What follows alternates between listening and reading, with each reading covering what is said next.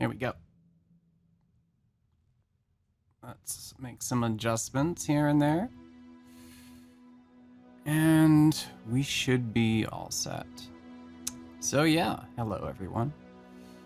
I'm Joseph Lebrecq, and today the focus was going to be on, right, the Photoshop 24.5 updates that released overnight yesterday in the release version, the production version of Photoshop. But in addition to that, of course, I know they've been streaming about it all day. They've also introduced Firefly tools into Photoshop, into the beta. So we got updates in production, we got updates in beta. And I was going to do one of my quick streams today, since it is Maymester, around that. Hello, Vols Concept. How are you today? Yeah, so for those who don't know, I stream on behalf of Adobe for Education as a featured streamer. So there are a number of us who, you know, stream with a bent on education. We are educators. So some of us, you know, I'm a university professor, others are K-12, and then you've got some people who are administrators, right? So a good mix of Adobe education leaders who come on here and stream it every week. Yeah. So you're fine. Vols Concept, and how am I? I'm okay. I'm doing all right. But yeah, this is Maymester for me, which is like a intense kind of semester smushed into 14 days. So I don't have a ton of time, unfortunately, for these 3 weeks. This is the second of the 3, and Maymester will be half over today. So that's great. So that means only one more sort of quick stream. That's next week. And I think I'm going to do something around Animate. Because, you know, Animate doesn't get a ton of love on here. And I have a lot of love for Animate. So I'm not sure what we're going to do yet. Anyway, the focus for this is not going to be on the Photoshop beta stuff with Firefly, right? The focus is going to be on what's new in Photoshop 24.5. Again, that came out yesterday. Hey, Reverb Mike, how are you? Yeah. So I am going to use the beta version of Photoshop to show the 24.5 features inside of here. So let's open up one of these. I got some stock images. These are all from Adobe Stock, and they're all from the free category. So like this one right here, right? Let's just open that one up. I used this one last week for my After Effects updates quick stream. So let's go ahead and use that again. Is it actually without bugs? The public betas are generally pretty stable, right? Pre-release betas are a different story, but public betas from Adobe, like the Photoshop beta here, generally quite stable. So let's go in here, and right away you see one of the new features, right, inside of Photoshop 24.5. And if you're not sure which version of Photoshop you have, right, it's actually pretty easy to figure out. You can do it from within Photoshop. So you just go up to Photoshop and About Photoshop, and you can see this is 24.6, which is not 24.5, but hey, it would say 24.5 there. So another way to check, and you can check all of your stuff, is you go into the Creative Cloud application, right? And if you hover over any of these, you can see, so I got version 24.5, Apple Silicon and Intel, both. Both are supported for 24.5, which of course is different from, if we go down to poor little Animate down here, you know, it's only Intel. So it emulates on Apple Silicon. But anyway, that's kind of neither here nor there. So let's go ahead and have a look. Right away, and this is true in 24.5, you see this down here. This is a contextual toolbar. It's all new, and this is in the public production version of Photoshop right now. So if you don't see it when you open up Photoshop and you open an image, all you need to do is update, and you should see it. But yeah, we've got some it's like contextual. So depending upon the layers you select and the tools you have selected and everything. And right, so this has gone on for a while. Like if I select the move tool up here, then I get all sorts of stuff in my edit bar up top for the move tool. If I, create a new pixel layer, then inside of my properties panel, let's dock this sucker right here. I get, right, everything that has to do with my properties panel. Or my pixel layer, rather.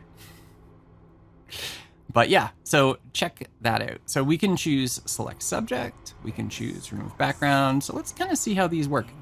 And I've also got shortcuts to transform the image or create a new adjustment layer, which is pretty nice, right? So let's go ahead and remove background, see how that works. Oh, and of course I've got my empty pixel layer selected. So no, Joseph, we can't remove background. There's nothing there, right? So let's go ahead and try that again with the correct layer selected. Yeah, so, didn't do a great job. A lot of stuff got removed here that probably shouldn't be removed. And that likely has to do more with,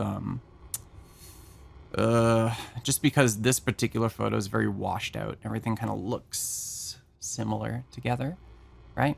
And you can see now that I've got a mask attributed to this through remove background. Now I get other options inside of this contextual toolbar. So I get modify mask feather and density, I get hide mask, change mask view, and so forth. And we've got quick options to subtract from mask here. So like this bit that's part of her clothing. Oops. What? Subtract from mask. I want to add to mask. Doing the exact opposite. There we go. So we brought that back. Of course, her fingers are all messed up, right? So we could bring that. Flip to subtract. And the cool thing about this contextual toolbar is it's contextual in terms of the options it presents to you, right?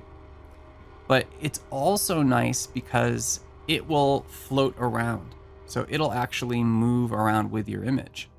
So for instance, if I make a selection right here, right? Maybe I want to select her nose, right? So now we get not only options for this particular selection, which in the beta of Photoshop has generative fill. The 24.5 version that's in production right now does not have this, of course. But yeah, we get those options that are contextual, but also you notice the toolbar moves up right under my selection. Hello, William. How are you today? Hope you are well. Yeah, how are we doing on the streamy stream up here? Yeah, I know Adobe's doing a ton of streams right now on the Firefly stuff, so what else is new? That's one of the things that's new in Photoshop 24.5. But we also actually have a new way of working with gradients. So it still uses the same gradient tool. And for here, I can use layer 1. So if I use my gradient tool, right, I can switch right up top here between what's now called gradient and the old way of working with gradients and creating gradients, which is a classic gradient. So the difference, right? Let's choose a gradient that looks a little better. Let's do like a blue. That's pretty nice. So yeah, I'm on just an empty pixel layer. So if I just go like this, right, we can see it's drawing out our gradient progression. And when I release, right, it fills in my pixel layer with the gradient. And I can see it right there. It still remains a pixel layer, right? So this is kind of like the difference. If I create a new layer, and actually I probably don't need to, but I'll create one anyway. And we switch over to the gradient tools. This is the new way of working with gradients. You can see some of the options in the edit bar do change. But now, as I drag, they're kind of like live gradients, which is pretty cool. Because lots of times, I mean, I've done this a million times in Photoshop over the years where it's like, you know, I'm producing a gradient and I stretch it out and I'm like, it's too much on this side, too much on that side. Undo, do it again, undo, do it again, you know? So these new gradients work pretty nice. And not only can you see them straight up, but they have a special layer type now, a gradient fill layer, which is awesome because that means that you've got all these different properties of the gradient that you can change after the fact. So super duper nice, right? You can see switching to classic gradient, linear gradient, perceptual, solid or noise, dither. You can toggle dither on and off. I don't know why you would toggle it off for a gradient, because dither, I mean, your gradients, if they get banding in them, dithering is going to help you quite a bit, right? But yeah, you got lots of different options now for gradients, and you can go in here and adjust the points, adjust the midpoint, and like if I go in here and I'm like, hey, I want to add a stop right there. That's maybe a little too... Oh, there we go. Something kind of teal, right? So I can adjust that over here, or I can adjust it on these on-screen overlays. So, unfortunately, yeah, the banding is the worst. Reverb mic. It's, you know, and depending upon the application you're using, right? If you're making gradients, you know, some of them have inbuilt tools to dither, right? And then other ones you have to kind of like import some kind of like dither layer and then like multiply it or something using a blend mode. It all depends. But yeah, those are both very cool. And I'm trying to remember if the new adjustment layer stuff, I think that's part of 24.5 as well. So the way this would work, let's bring up this lady. So adjustment layers, presets. You can hover over these, right? And see what they look like. And there's more, so you can always get more. So they got things like landscape, photo repair. And these are just presets for adjustment layers. So pretty neat. Not anything mind-blowing, but pretty nice. And look at that. You've got quick access to your different individual adjustments here too. So you can choose one of those and boom, it's right there. So 24.5 is a really major update when it comes to Photoshop. Oh, I remember what the last thing is. The remove tool, of course. So if we choose the remove tool, and this was originally going to be like what I focused on for this particular stream was removing, you know, like facial features from stock photography. So we could, and this is terrible, right? So if we go down here to our spot healing brush tool and we long press, thank you, Android, we can look and find the remove tool. The remove tool works very similar to any of the spot healing brush tools. So I don't know, maybe I want to remove these portions of her eyes. Maybe we're doing like a horror theme thing. But Joseph, you would never do that. No, never. Let's see. Oh yeah, look at that. Got some Fulci vibes going on here, right?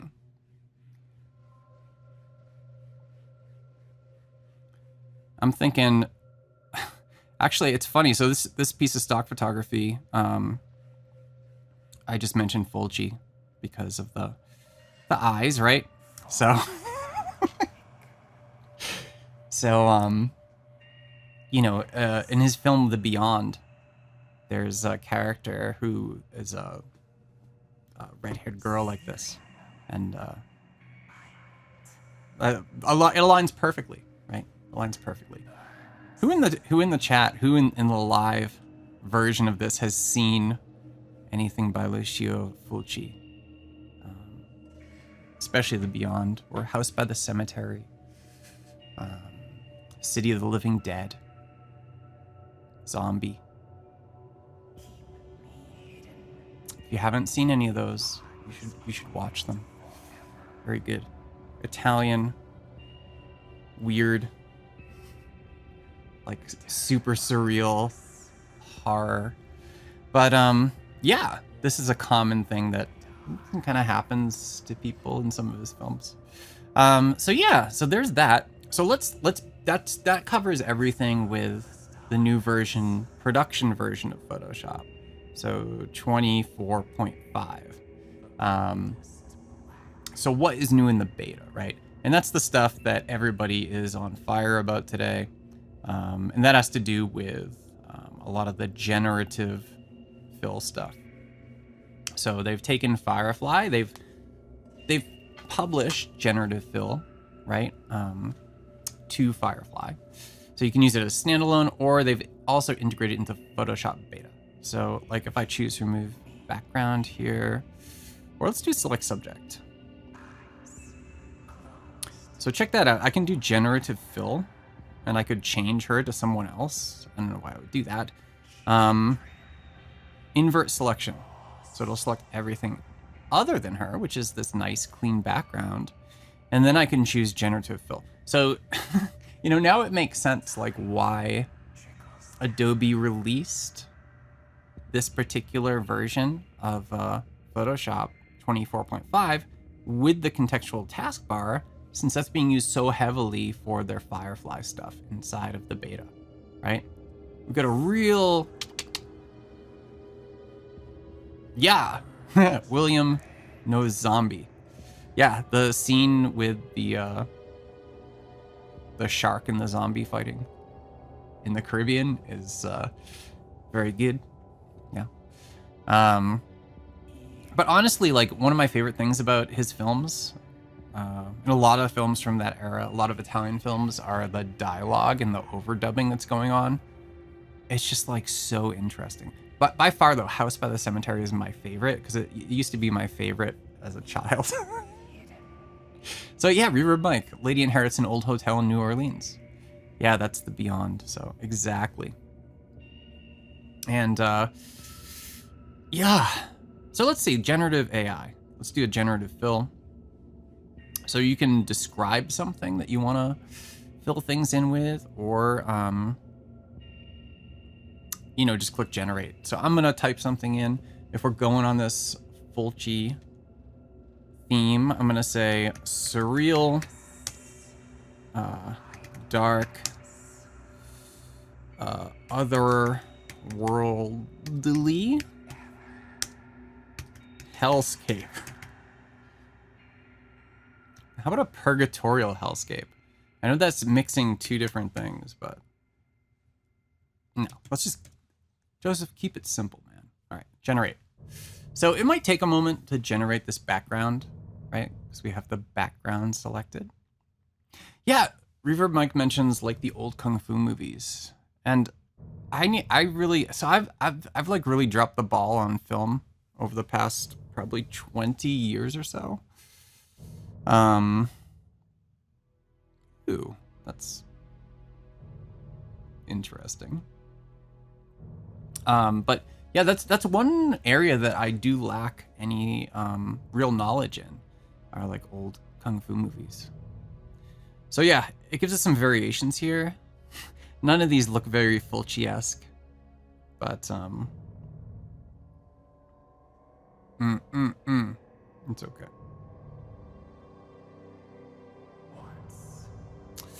So yeah, you can navigate here too. So this is just like After Effects with the keyframe navigation, back and next keyframe, and they've kind of got that here with back and next other stuff. So yeah, once you've got something here, right, you can say like, hey, Like, what's something else? Let's put like a little gravestone in here. So I'm gonna select an area, and let's create it in a new layer because it's proper to do that, right? Let's put like a gravestone right here. So I'm gonna just select an area, generative fill, old, crumbly gravestone. And the thing that I worry about with Adobe's AI here is it seems to be very like, they've got a lot of censored words. I don't know if anybody else has noticed, but I have a lot of censored words, which kind of kills the creative aspect of it, you know? Because you're not necessarily trying to be like bad with it, mean with it, or anything like that.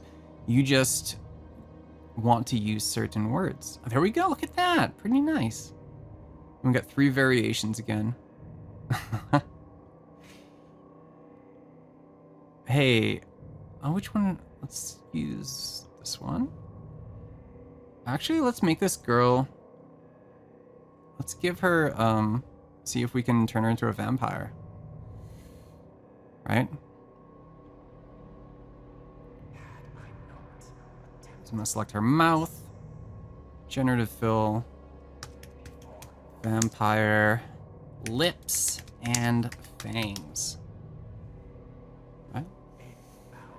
Generate. Oops, I spelled fangs wrong. So, there. They need to make this bigger. So, if anybody from the Photoshop team is watching this, right? This needs to be way bigger, right? I'm not super old, but I'm not super young either, and I can barely read that, right? It's really hard to see. So let's generate, see what kind of variants we get on here.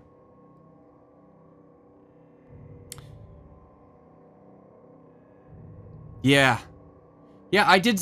It's funny, William, that you mentioned that, because I did a prompt this morning on this same image.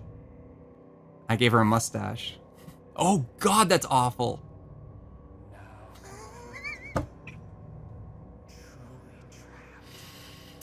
Oh, wow. I'm gonna give that a thumbs down, guys. Let's just do vampire fangs. Let's just switch it. I might be being a little too descriptive here, because let's see what happens.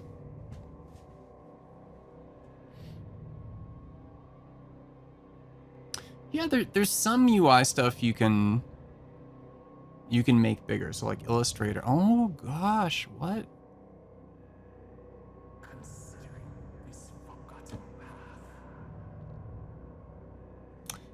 So, do you all see what's happening right here? That looks like little vampire bat wings on either side of her mouth, doesn't it? Adobe has given her vampire-themed braces.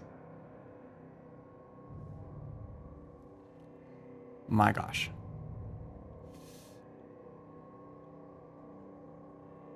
You know what? That's not gonna work. So the question now is like, how do I get rid of that? I guess I could just bring back her original smile, right? I could delete this layer if I want to. And you can see it shows up as a generative layer. So let's do something a bit more specific.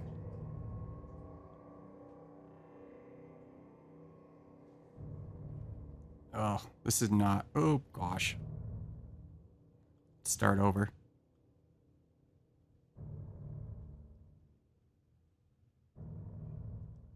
I'm gonna add. So capturing the entire mouth did not quite work.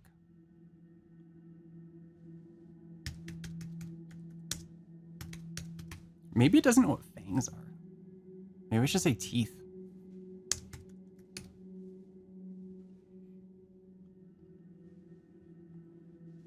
I don't know how AI thinks, you know?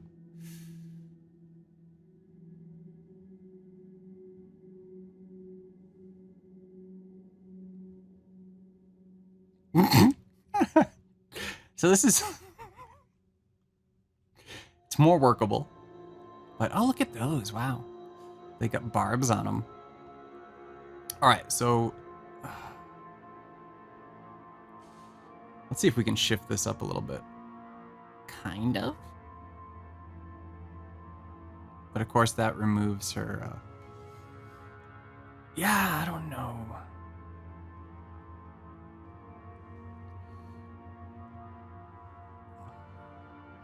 What if I just say fangs?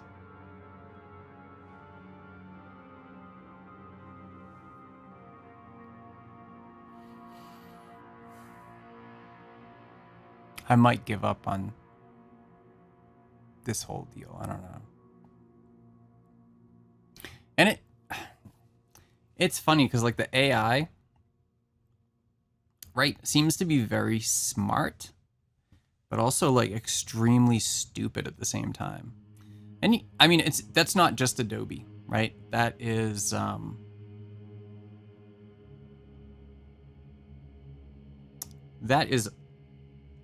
every AI I've used for generative AI seems to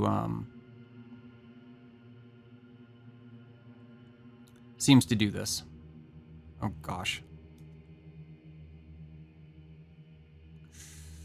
Let's add in a little bit more of a new shift. Let's extend these up. I think part of the problem is that I just don't have the top bits here.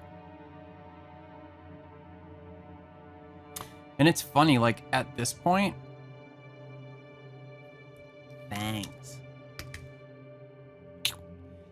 At this point, I've spent so much time trying to get the AI to generate fangs properly that, you know, I could have just like found some fangs from a stock photo of a dog or something. Oh, see, that worked better.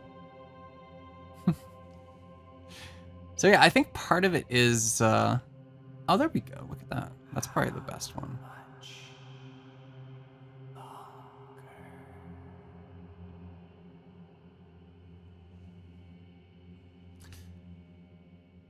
I mean, after all that, I don't really like the fangs very much, so. There we go. The last thing I think I'm going to do before switching it over, getting ready for my class, is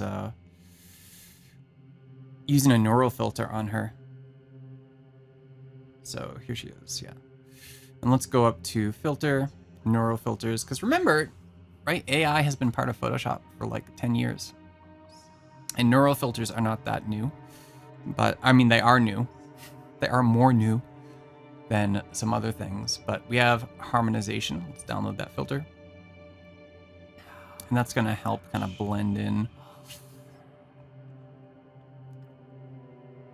her layer with the generative layer. And it's processing, you can see that beneath her. And there we go, it's harmonized it a little bit more. Let's pull that up somewhat. And hit OK. And there we go. There's the resulting image. So yeah, that was fun. We used stuff from Photoshop 25.4 and stuff from Photoshop Beta and Firefly together in order to create this kind of Fulci-esque tribute here, which wasn't my intention, but it worked out, which is great. All right. Well, like I said, I do have to switch over. These 3 weeks, we're in the second of 3 weeks where I'm doing very quick little streams here because I have to teach every day. So, got to prep for that. All right. Thanks for joining, everyone. So Vol's Concept, Reverb Mike, William, and Atisham, and Crazes? I'm sorry. I'm poor at pronunciation sometimes. So, all right, cool. Thanks, everyone. goodbye. Have a good week. I'll be back next week, same time, for another quickie, unless something comes up. So. Ugh.